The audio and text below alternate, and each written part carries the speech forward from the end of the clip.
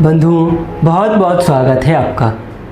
आजकल हम रिव्यू कर रहे हैं मेरी डायरी के पन्नों का।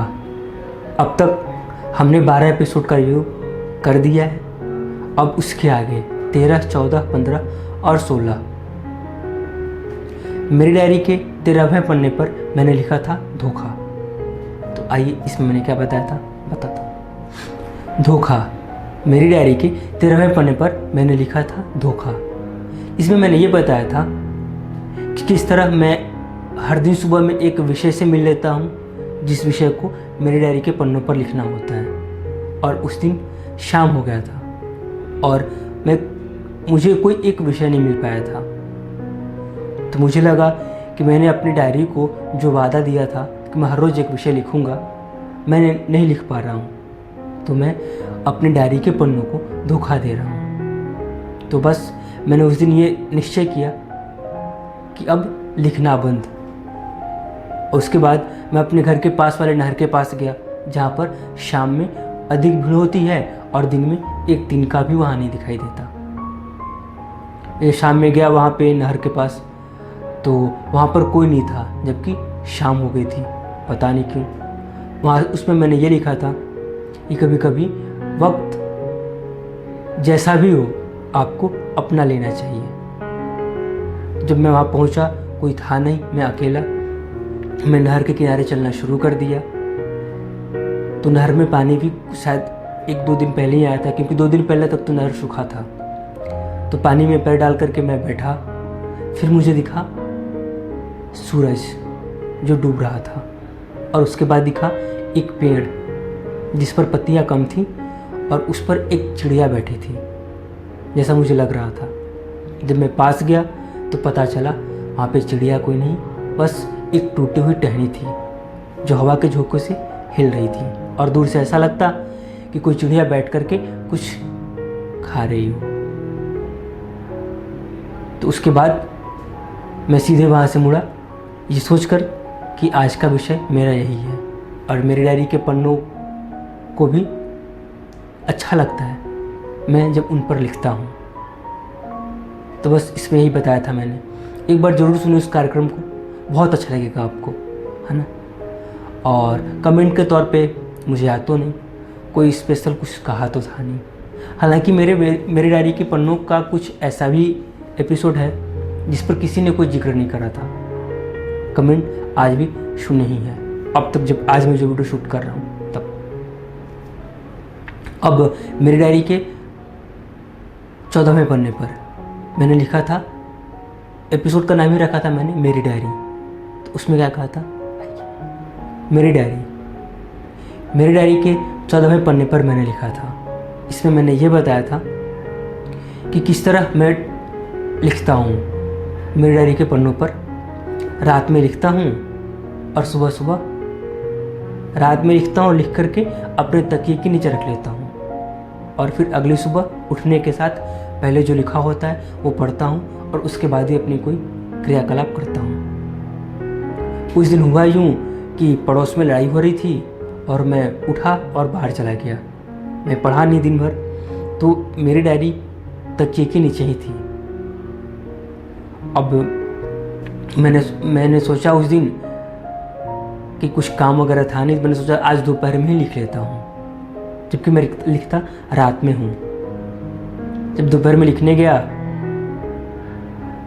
तो देखा मेरी डायरी तो वहाँ पे थी नहीं।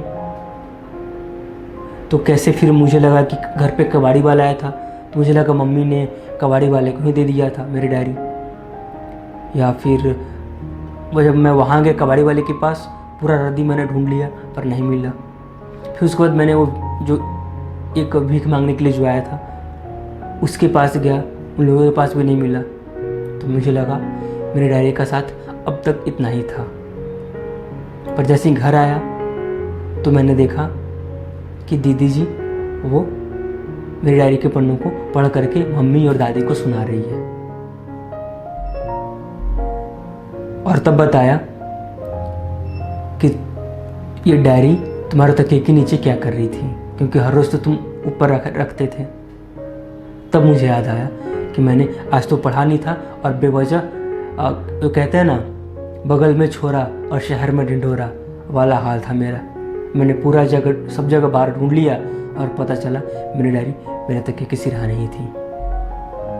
यह भी बहुत अच्छा विषय था, आप एक बार सुनिएगा, अच्छा लगेगा आपको। और अब आगे बढ़ते हैं। मेरी डायरी के 15वें पन्ने पर मैंने लिखा था, बंधुओं मैं फिर भूल गया था, 1 घंटा लेट। मेरी डायरी के 15वें पन्ने पर मैंने लिखा था, इसमें मैंने ये बताया था कि मुझे ट्रेन का सफ़र करना अच्छा लगता है और महीने में एक बार तो सफ़र कर ही लेता हूँ। किस तरह से उस दिन रात में मैं सफ़र कर रहा था कि मुझे पता चला स्टेशन पर कि ट्रेन 1 घंटा लेट है। तो जब मैं बैठा था वहाँ पे, तो एक क्या हुआ कि पास में एक कोई दंपति आए, पति अपनी पत्नी को खूब पीट रहा था। तो किसी ने कुछ बोला नहीं, वहाँ पे जितने भी लोग बैठे थे स्टेशन पे किसी ने कुछ बोला नहीं, पर मुझे लगा ये तो गलत है, पर मैं बोला नहीं। मैं वहाँ से उठ करके चला गया। जब वहाँ से लौट के आया वापस उसी जगह पे, तो पता चला जब वो पति पीट रहा था अपनी पत्नी को, तो एक सज्जन वहाँ से उठे और वो जा करके उस पति को पीट दिए 2-3 थप्पड़। उसके बाद हुआ यूँ कि पत्नी भी उठी और दोनों पति पत्नी मिलकर उन सज्जन को बहुत पीटा। ये हालांकि गलत था, पर क्या कहें, भारतीय पत्नियां। उसमें मैंने एक बात लिखा था कि जब वो पति अपनी पत्नी को पीट रहा था तो वो औरत शोर नहीं कर रही थी और उसके कपड़े इतने फट गए थे कि वो खुद को ढक नहीं पा रही थी। शोर इसलिए नहीं कर रही थी क्योंकि शोर करेगी तो भीड़ बढ़ेगा तो लोग बढ़ेंगे तो उसे देखेंगे और फटे कपड़ों में, फटे हाल में औरतों को लोग थोड़ी अजीब तरह से देखते हैं, बहुत बुरा लगता है। तो एक बार उसको भी आप सुनिएगा, वो बहुत अच्छा था। हालांकि ये बात जो है वो सच था, ये मैंने नहीं किया। उसमें मैंने एक बात भी कहा था यहाँ पे, हाँ, कभी कभी मैं किसी और की बातों में खुद को शामिल कर लेता हूँ और उस पल को जी लेता हूँ। तो ये जो बातें थी पति पत्नी वाली, स्टेशन पर पीटने वाली बात, ये सच थी। ये बात मुझे मेरे चाचा जी ने बताया था, पर उस बात में मैंने खुद को शामिल किया और अपने सफ़र के साथ कैसे जुड़ा वो मैंने आपको बताया। तो एक बार उसको भी सुनिएगा ज़रूर। और अब मेरी डायरी के 16वें पन्ने पर मैंने लिखा था गांव। तो बंधुओं, गांव। मेरी डायरी के 16वें पन्ने पर मैंने लिखा था गांव। इसमें मैंने ये लिखा था, सच तो अंत में बताया था मैंने कि मैंने ओशो की किताब में एक कहानी पढ़ी थी कि एक गांव में एक विपत्ति आती है, तो गांव के बाहर एक बुजुर्ग बैठे रहते हैं। वो पूछते हैं उससे कि कहाँ जा रहे हो इधर। तो उसने कहा कि मैं भी आपदा हूँ और इस गांव पर बरसने जा रही हूँ। तो उन्होंने कहा कि अच्छा, तो कितने दिन तक रहोगी और कितने लोगों को पर असर करोगी। तो उसने कहा जल्द अधिक नहीं, 10-12 दिन ही रहूँगी, 50 से 60 लोग मरेंगे मेरी वजह से इस गांव में। 10-12 दिन बीते। फिर जब वो गांव से निकलने लगी तो बुजुर्ग ने पूछा उनसे कि अरे, तुमने तो कहा था कि 50-60 लोग ही मरेंगे, पर मर तो गए 100 से 150 लोग, ऐसा क्यों?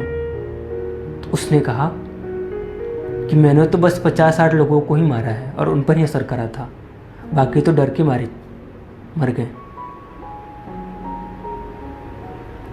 तो बस यही सीखना था इसमें कि कोई परेशानी आए तो संयम से और धैर्य के साथ उसका सामना करें, ना कि डर के। हम जितना डरेंगे वो आपदा हमें उतनी ही डराएगी, है ना। तो यही था और उस कहानी को मैंने अपने गांव से जुड़ करके बताया था। तो यही बस मेरी डायरी के 2 पन्ने गांव और गठरी मैंने कहीं से सुनी सुनाई बातों को लिखा था। तो ज़रूर देखिए आप इन 4 एपिसोडों को और बाकी के कार्यक्रम को भी देखिए, आपको अच्छा लगेगा। और अब तो हो गया, अब चलते हैं और कल अब इसके अगले एपिसोड के साथ आऊँगा। तब तक के लिए आपका बहुत बहुत धन्यवाद और कार्यक्रम देखने के लिए, पसंद करने के लिए आप सभी का बहुत बहुत धन्यवाद। और